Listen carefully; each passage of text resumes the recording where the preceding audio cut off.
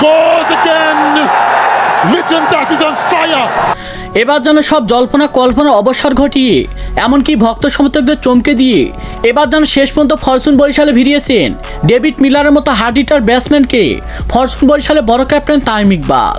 আর যা দেখে রীতিমতো অবাক হয়েছেন হাজারো কোটি ক্রিকেট ভক্ত সমর্থকরা, এমনকি রংপুর রাইডার্সের ক্যাপ্টেন নুরুল হাসান সোহান। হ্যাঁ দর্শক, বিস্তারিত জানুন পুরো ভিডিও জুড়ে।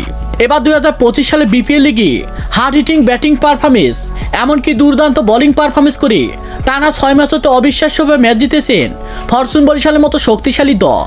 তবে যেন রংপুর রাইডার্সের বিপক্ষে 2 ম্যাচ খুবই লজ্জাজনকভাবে ম্যাচ হেরেছে তারা।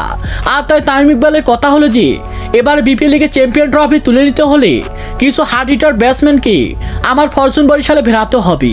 আর তাই তিনি সিদ্ধান্ত নিয়েছেন প্রতিবারের খেলা তার দলের হয়ে ডেভিড মিলারের মতো হার্ড হিটার ব্যাটসম্যানকে আবারও দলে ফেরালেন তিনি।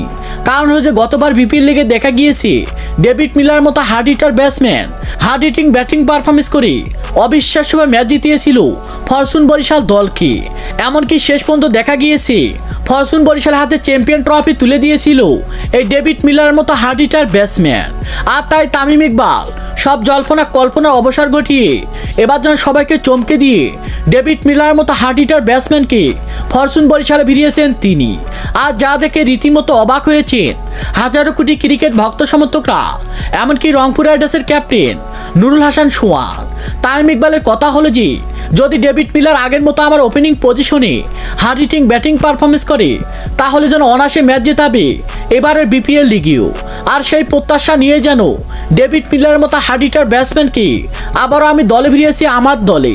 তো দর্শক, পারবে কি ফরচুন বরিশালের বড় ক্যাপ্টেন তামিম ইকবাল একের পর এক বিদেশি তারকা এমনকি ডেভিড মিলারকে দলে নিয়ে আবারও শেষ পর্যন্ত চ্যাম্পিয়ন ট্রফি ফরচুন বরিশালকে তুলে দিতে? সে বিষয়ে আপনাদের গুরুত্বপূর্ণ মতামত জানাবেন আমাদের ভিডিওর কমেন্ট বক্সে। ধন্যবাদ।